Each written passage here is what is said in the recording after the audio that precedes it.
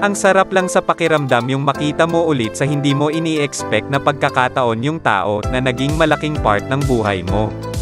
Ito ang naging reaksyon ng mga kaibigan at dating co-host ng singer-dance host, Billy Crawford.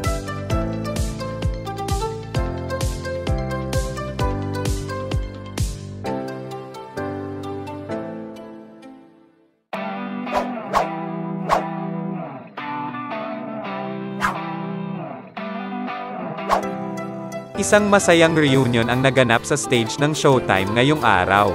Sa magpasikat performance ng Team Vice, hindi lang ang madlang people ang napasigaw at natuwa sa paglabas ni Billy kasama ang mag-ina niya. Maging ang mga dating kasamahan sa show ay naging emosyonal. Makikitang maging sila ay sobrang hindi in-expect ang pagdating ni Billy sa Showtime. Hindi naman lingid sa kaalaman ng lahat ang hindi magandang nangyari sa pagkakaibigan ng dalawa. Kung saan ilang taon din silang hindi nag-usap. Pero sabi nga, walang imposible.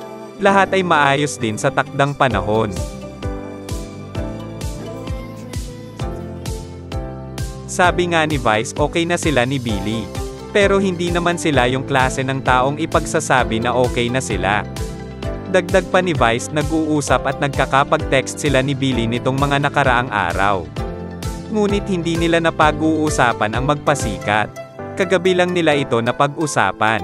Hindi nga dapat makakapunta ang singer-dancer dahil may taping ito sa kabilang stasyon.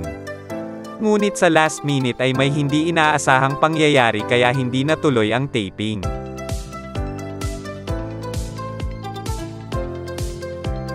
Mula sa tema ng The World is Healing ng Team Ant, napaisip si Vice na hindi sapat lang na sinasabi lang na okay kayo.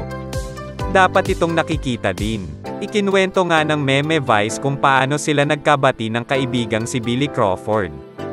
Ani Vice, si Colleen ang nag-post sa kanilang magbati na.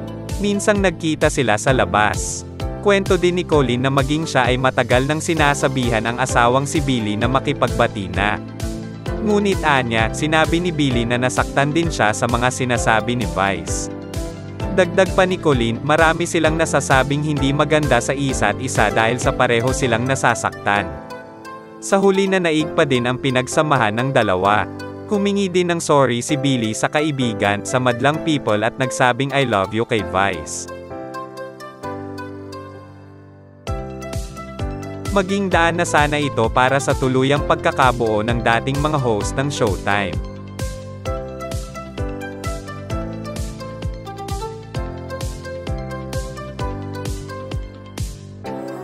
Kung luma o bago ka sa channel ko, hit mo na nga yung like at subscribe button.